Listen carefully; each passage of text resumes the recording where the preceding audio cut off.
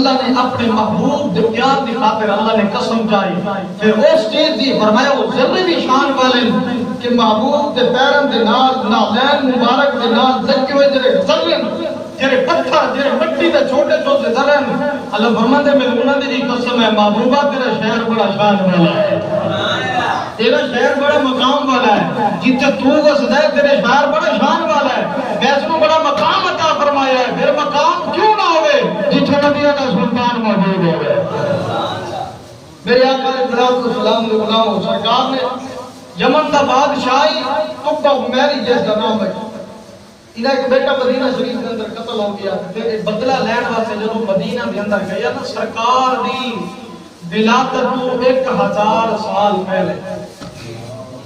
حضور دی ولادت تو 1000 سال پہلے جب مدینہ شریف کے اندر گیا نا تے انہوں پتہ لگا کہ اتنے نبیوں دے سلطان نے آونے جب سرکار دے تذکرے سنے نا تے اس نے جناب اعلیٰ اتھے ہی کلی پا لئی اتھے ہی گھر بنا لیا کہ میں اللہ نے اگر میں زندگی عطا فرمائی تو میں سونے محبوب کی زیارت کروں گا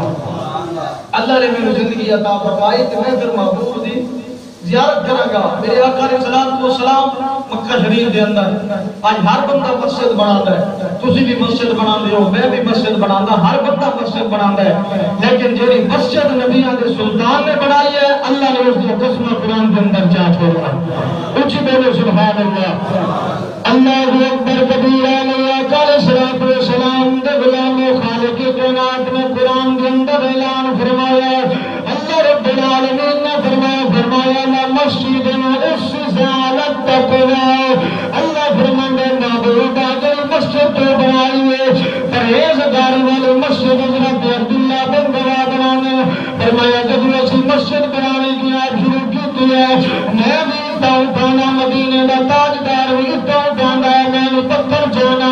آمنا دلال بھی پتھر چاہنے والا میں بھی گارا چاہنے والا نبیوں کا سلطان بھی گارا چاہنے والا یہ مسجد کتنی شان والی ہے یہ مسجد کتنے مقام والی ہے اب تو جناب اعلیٰ دنیا کا MP وزیر مشہور بادشاہ دنیا کا چودھری ملک خان مسجد بنانے لوگ دیکھر واسے نگر یار مسجد بڑی شان ہے مسجد بڑی شان بنی ہے مسجد بڑی جناب اعلیٰ بنی ہے مسجد بڑی شرابی بنی ہے مسجد بڑی خوبصورت بنی ہے قربان جاوا مدینے کے تاجدار کے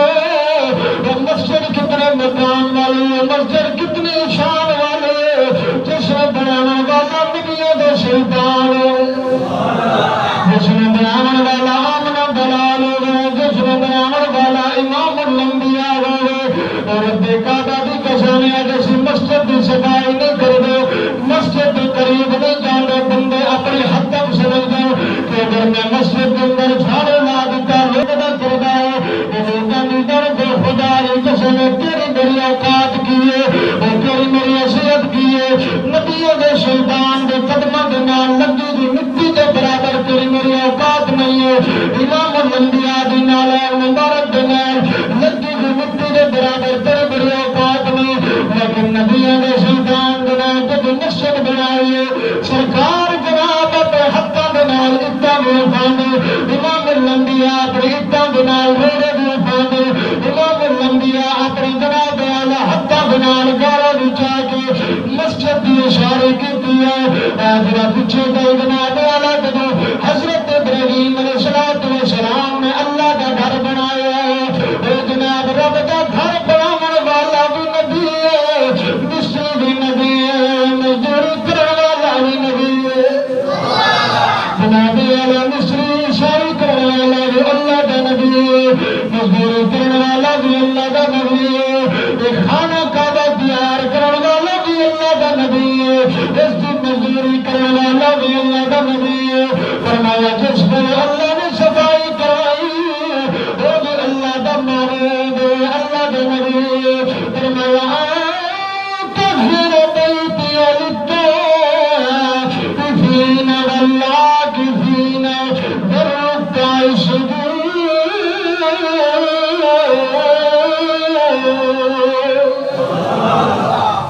اللہ کا گھر بناون والا نبی توجہ ہے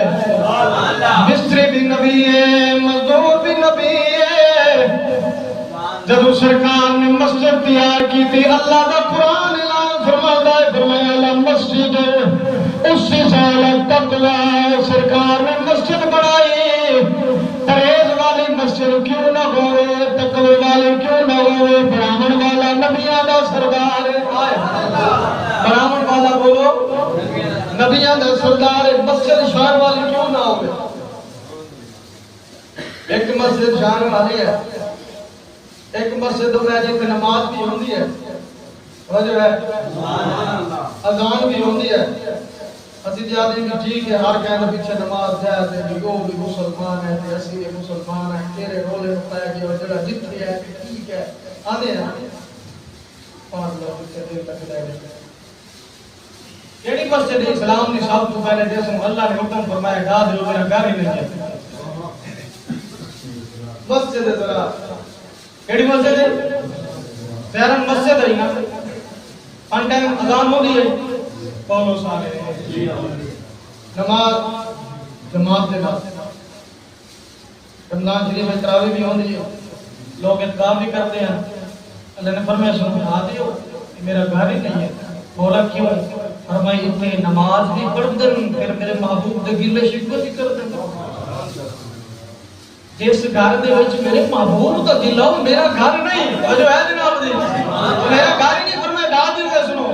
اسلام نے سب کو پہلی مسجد ضرار جتنوں جناب مسلمان نے ڈا دیتا اللہ فرمایا میرا گھر نہیں کیوں مولا اذان بھی ہے